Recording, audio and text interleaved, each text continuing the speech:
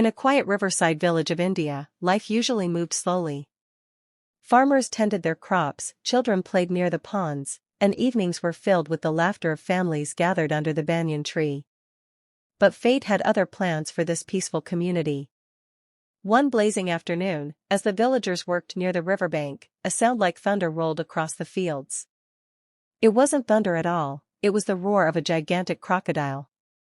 This was no ordinary crocodile, it had grown to monstrous size, with muscles bulging like tree trunks and teeth as sharp as daggers. It rose onto its hind legs, towering over the terrified villagers, and let out a roar that shook the ground. 3 men stood closest to the beast. Raghav, dressed in a bright orange kurta, was the first to notice its sharp claws reaching out. His eyes widened, and without a second thought, he bolted, screaming at the top of his lungs, his legs moving faster than he ever thought possible.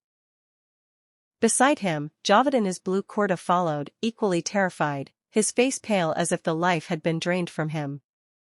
But not everyone ran. Standing firm in the yellow kurta was Banu, the bravest of the 3. In his hands gleamed an old hunting rifle, a family heirloom.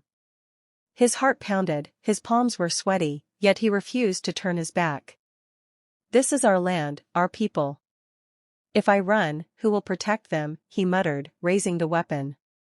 The crocodile roared again, swiping its massive claws, knocking over a wooden cart as if it were a toy. Villagers screamed, scattering in every direction. But Banu fired.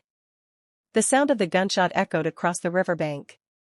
The bullet struck the beast's shoulder, not enough to kill it but enough to enrage it. With a furious bellow, the crocodile staggered back into the water, thrashing before disappearing beneath the waves. The villagers cheered. For now, they were safe. But Banu warned them, "It is wounded, not dead. It will return one day."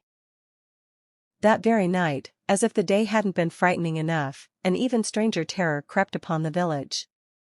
The dense forest bordering their fields grew eerily quiet, the crickets and owls silenced by something unnatural. Out of the shadows, 2 tall, ghostly figures emerged. Their bodies were twisted and smoky, their claws unnaturally long, their faces hidden in shifting darkness.